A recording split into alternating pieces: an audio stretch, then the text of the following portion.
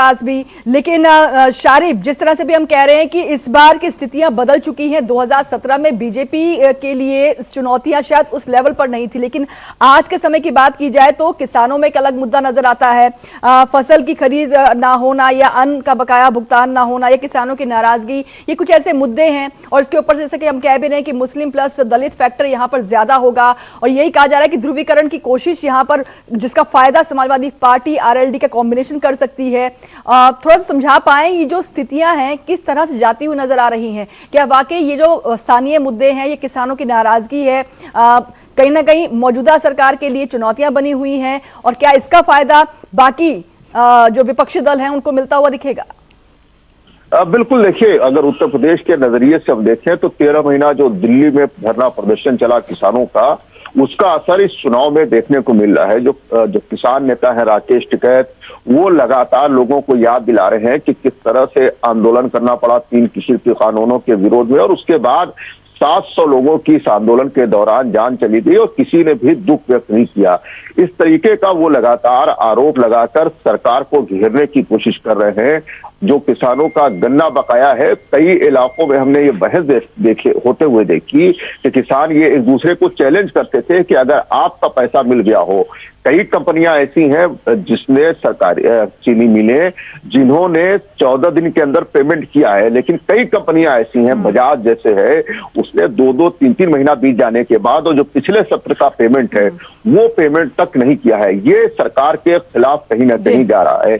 इसके अलावा जिस तरीके का, क्योंकि व्हाट्सएप मैसेज जो है उसने लोगों तक इतनी आसान पहुंच बना दी है लोगों की, उसके जरिए लोग जो मतदाता है समाजवादी पार्टी की तरफ से ये बार बार ये मैसेज फैलाया जा रहा है, या मैसेज कहा जा रहा है कि जब आप घरों से निकलिए अपने सिलेंडर को देखते हुए जरूर निकलिए, कड़वे तेल को देखते हुए निकलिए, बिजली के मीटर को देखते हुए निकलिए, और जब सड़क से गुजरिए तो पेट्रोल पंप देखते हुए निकलिए कि किस कदर पेट्रोल वगैरह महंगा कर दिया गया है।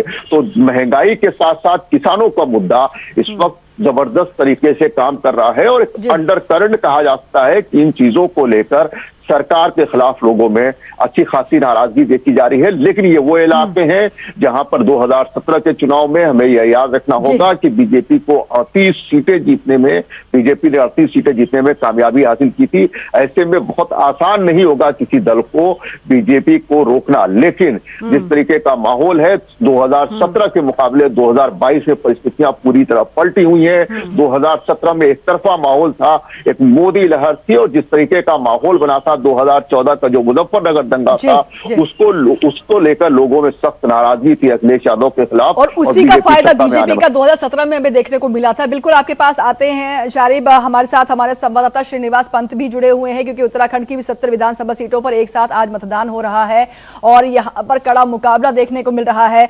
सीएम कैंडिडेट्स की बात की जाए तो बीजेपी की तरफ से पुष्कर सिंह धामी है जो कि खटीमा सीट से हैं।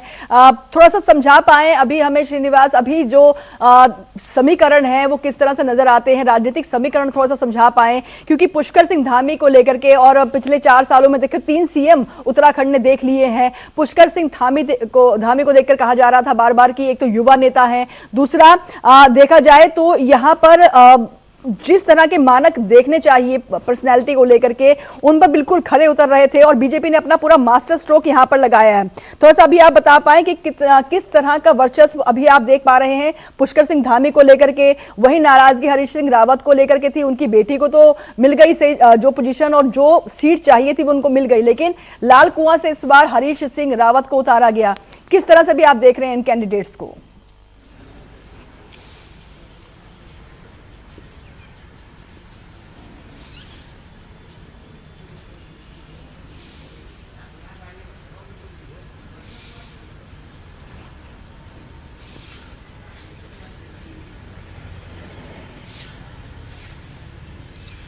बिल्कुल कंचन, देखिए उत्तराखंड विधानसभा चुनाव 2022 की अगर हम बात करते हैं तो यहाँ के राजनीतिक समीकरण काफी कुछ बयां करते हैं, क्योंकि प्रचंड बहुमत की सरकार भारतीय जनता पार्टी की 2017 में आती है, यानी 70 विधानसभा सीटों वाला प्रदेश, उसमें 57 सीटें भारतीय जनता पार्टी ला करके सरकार बनाती है। लेकिन उसके बावजूद भी भारतीय जनता पार्टी मुख्यमंत्रियों को स्थिरता देने में नाकाम साबित होती है, यानी 3 मुख्यमंत्रियों के जिम्मे पूरा उत्तराखंड 5 साल में दे दिया जाता है। पहले मुख्यमंत्री के तौर पर तीरथ सिंह त्रिवेंद्र सिंह रावत जिम्मेदारी संभालते हैं, दूसरे मुख्यमंत्री के तौर पर तीरथ सिंह रावत को जिम्मेदारी मिलती है और उसके बाद तीसरे मुख्यमंत्री और वर्तमान मुख्यमंत्री के तौर पर पुष्कर सिंह धामी कमान संभालते हैं। देखिए, इस सिनेरियो को समझना बेहद जरूरी है कि 3 मुख्यमंत्रियों के बाद जो अविश्वास उत्तराखंड की जनता में पैदा हो गया था, उसको कहीं ना कहीं वर्तमान मुख्यमंत्री पुष्कर सिंह धामी ने देर से ही सही लेकिन लोगों के अविश्वास को धीरे धीरे खत्म किया है। एक विश्वास बनाने में मुख्यमंत्री पुष्कर सिंह धामी कामयाब हुए हैं। यही कारण है कि भारतीय जनता पार्टी ने युवा नेतृत्व, युवा सरकार बनाने के लिए युवा चेहरे पर दांव लगा करके बकायदा यह दावा किया है कि भारतीय जनता पार्टी इस बार 60 सीटें जीतने का लक्ष्य निर्धारित कर रही है और इस सीटों को जीतने का जो लक्ष्य निर्धारित किया गया है उसमें पुष्कर सिंह धामी को ही चेहरा बनाया गया है और पुष्कर सिंह धामी जो चुनाव लड़ रहे हैं खटीमा से, उनके ही नेतृत्व में अगली सरकार सत्ता में आने के बाद अगर चुनाव जीतते हैं तो उनके ही नेतृत्व में बनाई जाएगी। लेकिन श्रीनिवास पंत, आपको यहाँ थोड़ा सा रोकूंगी और एक सवाल और आपसे बीच में रोक कर लेना चाहूंगी, क्योंकि बीजेपी की तरफ से पुष्कर सिंह धामी है मैदान में, वो सबने देख लिया।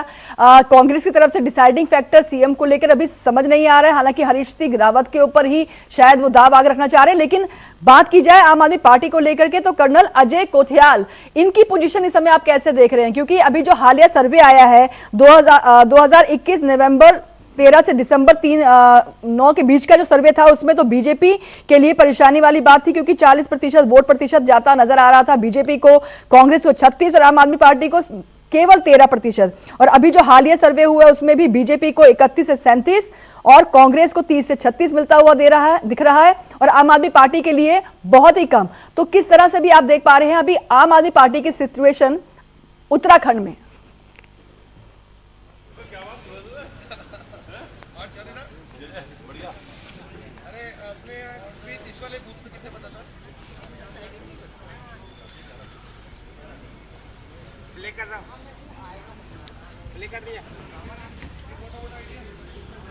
बिल्कुल, देखिए कंचन, मैं आपको बताना चाह रहा था जिस प्रकार से कांग्रेस के पास 11 विधायक, यानी उनमें से अगर हम 9 विधायकों की बात करें तो वर्तमान में है, और ऐसे में कांग्रेस पार्टी पूरा संघर्ष कर रही है कि सत्ता में वापसी आ जाए। इसीलिए बड़े बड़े सब्जबाग जनता के सामने रखे गए। महंगाई, पलायन और बेरोजगारी को मुद्दा बनाकर के कांग्रेस चुनाव लड़ रही है। लेकिन आम आदमी पार्टी ने उत्तराखंड में पहली मर्तबा दस्तक दी और पहली मर्तबा दस्तक देने के साथ साथ सबसे बड़ी बात उनके सामने चुनौती थी संगठन का विस्तार करने की। संगठन के विस्तार ही नहीं बल्कि आम आदमी पार्टी ने 70 विधानसभा क्षेत्रों में अपने जो एलईडी थे उनको भेज करके विधानसभा चुनाव के प्रभारियों को नियुक्त करना, संगठन को खड़ा करना, कार्यकर्ताओं की फौज खड़ी करना और उसके बाद जन मुद्दों को लेकर के केजरीवाल बकायदा आम आदमी पार्टी के राष्ट्रीय संयोजक के तौर पर उत्तराखंड की धरती पहुंचते हैं और बकायदा वो कई गारंटियां लॉन्च करते हैं। जब आम आदमी पार्टी ने अपना घोषणा पत्र जारी किया तो उत्तराखंड को आध्यात्मिक राजधानी बनाने का संकेत, महिलाओं को प्रोत्साहन राशि के तौर पर 1000 रुपए देने का संकेत। बिल्कुल, तो संगठनात्मक तौर पर आम आदमी पार्टी की बात की जाए तो थोड़ा सा कमजोर यहाँ पर दिखती है, क्योंकि पहली बार चुनावी मैदान में है और अभी तक यहाँ पे एंटी इनकम्बेंसी उत्तराखंड में हिमाचल की तरह देखने को मिलती है। देखना होगा कि इस बार कितना फैक्टर यहाँ पर रहेगा, क्या वाकई विकास के एजेंडे पर बीजेपी जिस तरह के दावा कर रही है कि उनको फायदा मिलेगा, वो देखने को मिलता है। आपके पास आते हैं शारिब, मैं आपके पास आ रही हूँ। जैसे कि हम कह रहे हैं कि इस बार कई मंत्रियों की साख भी दाव पर है और सेकंड फेज की अगर बात की जाए तो बीजेपी के गुलाबो देवी, सुरेश खन्ना, बलदेव सिंह औलख, सिंगल सिख समुदाय से भी ये कैंडिडेट देखे जा सकते हैं। समाजवादी पार्टी की बात की जाए तो आजम खान, पूर्व मंत्री धर्मपाल सिंह सैनी, महबूब अली। और जब आजम खान की बात की जाए तो क्या लगता है, क्योंकि अभी तो जेल में बंद हैं और लगातार उनकी तरफ से अपील भी कोर्ट में की गई थी कि उनको प्रचार प्रसार की परमिशन दे दी जाए, जो कि हो नहीं पाया। और अभी रामपुर सदर सीट पर बीजेपी ने अपनी तरफ से जो कैंडिडेट उतारे हैं वो आकाश सक्सेना है, बसपा की तरफ से शंकर लाल सैनी है। कितनी राह आसान आप देखते हैं समाजवादी पार्टी नेता आजम खान के लिए? बिल्कुल, देखिए आजम खान पिछले 9 बार से लगातार विधानसभा का चुनाव जीतते रहे हैं। हालांकि 2009 में जब वो लोकसभा के सदस्य चुन लिए गए थे तो उन्होंने इस्तीफा दे दिया था। 2017 में भी जब आजम खान जीते थे तो कुल 58% वोटिंग हुई थी, जबकि दूसरे इलाकों की अगर हम बात करें, नकुल की जैसे बात करें सहारनपुर की, तो वहां 75% वोटिंग हुई थी और बीजेपी कांग्रेस उस सीट जीतने में कामयाब रही थी। इसीलिए इसी तरह नकुल पे 77% वोटिंग के बाद कांग्रेस जीतने में कामयाब रही थी। सबसे कम वोटिंग जो अगर 2017 में हम बात करें तो 53% के आसपास बरेली शहर और बरेली कैंट के सीट पर हुई थी। आजम खान का जहां तक सवाल है, आजम खान जेल में हो रामपुर में हो न हो, एक आजम खां का जो पूरा इलाका है, एक छत्र राज ये कहा जा सकता है, वो कहीं से हिलटा दुलटा हुआ नजर नहीं आ रहा है। जो लोग हैं उनका ये कहना है, काफी लोग ऐसे हैं कि वो उनका ये मानना है कि आजम खां को सरकार की वजह से, सरकार ने जानबूझकर फंसाया है और इसी वजह से उसकी मिसाल वो देते हैं कि आशीष मिश्रा जो कि अजय मिश्रा टेनी के बेटे थे, लखीमपुर खीरी कांड में उनका नाम आया था, जीप से 4 लोग कुचल के मरे थे और 4 महीने में जमानत हो गई। आजम खां के ऊपर इस तरीके का कोई आरोप नहीं है। कुछ मुकदमे लिखे गए हैं, बकरी चोरी का मुकदमा उसमें शामिल है, किताबें चोरी करने का मुकदमा है, सरकारी जमीन पर कब्जा करके इस जो यूनिवर्सिटी बनी है जौहर यूनिवर्सिटी, उसके लिए सरकारी जमीन पर कब्जा करने का आरोप है। कुल 100 से ज्यादा मुकदमे उनके खिलाफ दर्ज हैं। इनमें से 98 मुकदमों में उनको जमानत मिल चुकी है। पब्लिक ये मानती है कि आजम खां को तो सरकार ने जानबूझकर फंसाया है। इसीलिए फिलहाल जो माहौल दिख रहा है, रामपुर की सीट हो या फिर स्वार की सीट हो जहां से उनके बेटे चुनाव लड़ रहे हैं अब्दुल्ला आजम, दोनों सीटें आजम खां के लिए कोई मुसीबत खड़ा करने वाली महसूस नहीं होती हैं। ऐसा नहीं लगता कि इन दोनों सीटों पर कोई किसी तरीके की कोई परेशानी होगी। 2017 के नजरिए से रामपुर से सटा हुआ बरेली है, यहाँ पर कुल 9 सीटें हैं, बहेड़ी से लेकर नवाबगंज, चैनपुर, भोजीपुरा, इसके अलावा फरीदपुर, कैंट शहर, बरेली, कुल 9 सीटें हैं। 9 की 9 सीटें भारतीय जनता पार्टी ने जीती थी 2017 के अगर विधानसभा चुनाव की बात की जाए, लेकिन इस बार काफी कड़ी टक्कर देखने को मिल रही है। बिल्कुल, चलिए यही जवाब हम लेंगे। अब हमारे साथ विनय कुमार भी लगातार बने हुए हैं। कुमार विनय हमारे संवाददाता बरेली से ही। कुमार विनय, अगर बात की जाए बरेली की जिन सीटों का अगर हम बात रखा है तो यहाँ पर बहेड़ी है, मीरगंज है, भोजीपुरा है, नवाबगंज, फरीदपुर, बरेली शहर, बरेली कैंट, इसके अलावा आमला, ये वो विधानसभा सीटें हैं जो बरेली जिले में आती हैं। और यहाँ जैसे कि अभी शारिफ भी कह रहे थे कि 2017 में बात की जाए तो बीजेपी ने अपना दबदबा दिखाया था और अच्छी जीत यहाँ पर हासिल की थी। लेकिन अभी सिनेरियो आप कैसे देखते हैं, क्योंकि अगर हम ओवरऑल देखें उत्तर प्रदेश का 55 सीटों पर जो कि अभी चुनाव हो रहा है सेकेंड फेज में, 2017 में यहाँ पर हमने देखा था कि समाजवादी पार्टी को 27, बीजेपी को 13, बसपा को 11 मिले थे। और इसके अलावा 2012 की बात की जाए तो समाजवादी पार्टी 27 पर, बीजेपी 8 पर रह गई थी। क्योंकि 55 सीटों पर ज्यादा वर्चस्व जो पश्चिमी उत्तर प्रदेश का हिस्सा आता है, और यहाँ जैसे कि हम कह भी रहे हैं कि यहाँ पर दलित फैक्टर भी है, जाट ओबीसी फैक्टर भी है, और जाट समुदाय, जाट लैंड का अगर जिक्र करें तो बीजेपी से खासा नाराज भी नजर आए हैं। अभी ताजा हालात आप किस तरह से देख पा रहे हैं, किस तरह से इसको आंकलन कर पाए हैं अभी आप?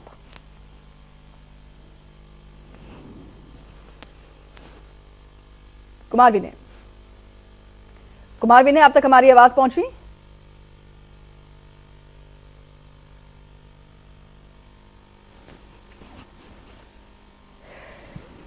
चलिए, राह इतनी आसान नजर नहीं आ रही है। और देखिए 2017 की ही तरह 2022 में भी शारिफ आपके पास ही आ रही हूं। कुमार विनय से हमारा संपर्क हो नहीं पा रहा है अभी, उनसे संपर्क भी साधेंगे। लेकिन बरेली का जैसे कि आप जिक्र भी कर रहे हैं, 9 की 9 सीटों पर बीजेपी ने अपना दमखम दिखाया था। लेकिन बात पूरे पश्चिमी उत्तर प्रदेश की 55 सीटों पर जो बात हो रही है, यहां पर अब स्थितियां बदल चुकी हैं।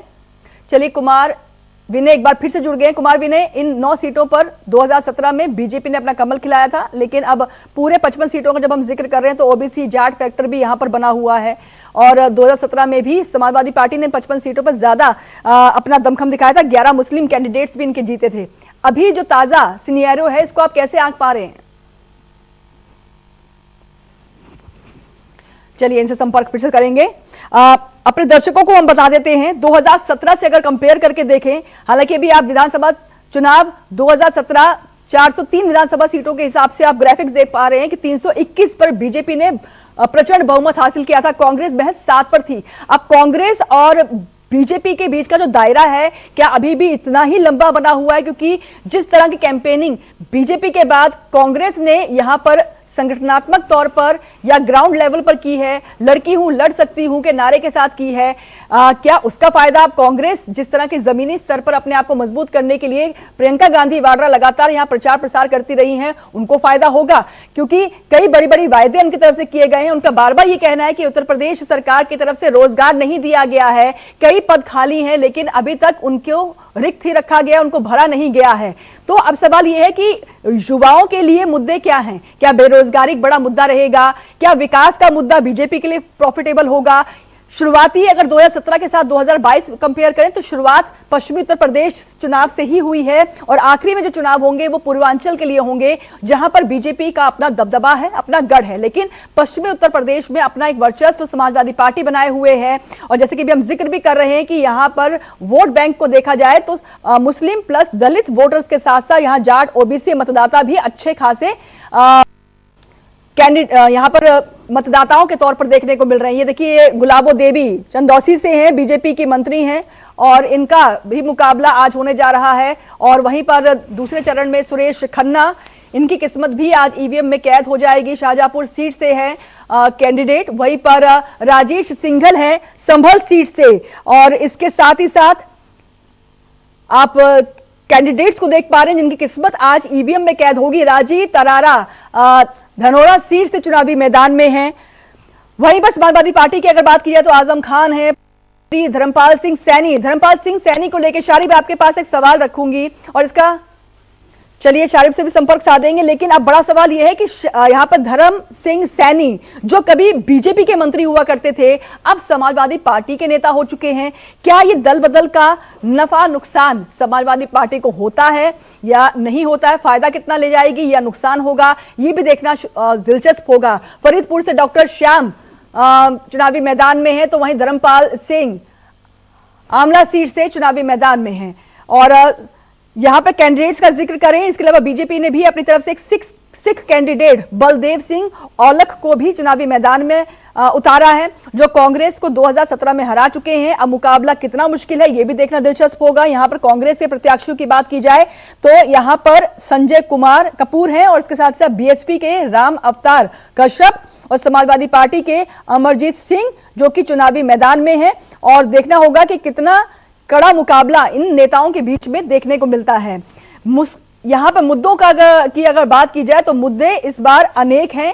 यहां पर किसानों का अलग ही एक मुद्दा है। उनका कहना है कि जिस तरह से हमने 13 महीनों तक बॉर्डर पर रह करके किसानों ने कृषि कानूनों के खिलाफ जंग लड़ी थी और आखिरकार प्रधानमंत्री नरेंद्र मोदी के माफीनामा के बाद कृषि कानूनों को रद्द करवा दिया गया है। लेकिन बड़ा सवाल यही था किसानों का कि आखिर हमने इतने लंबे समय तक जो लड़ाई लड़ी है वो इतनी लंबी लड़ाई लड़वाई गई क्यों? और साथ ही साथ फसल की खरीद को लेकर के गन्ना किसानों का अपना एक मुद्दा है। चलिए इनसे संपर्क करेंगे, हमारे संवाददाता लगातार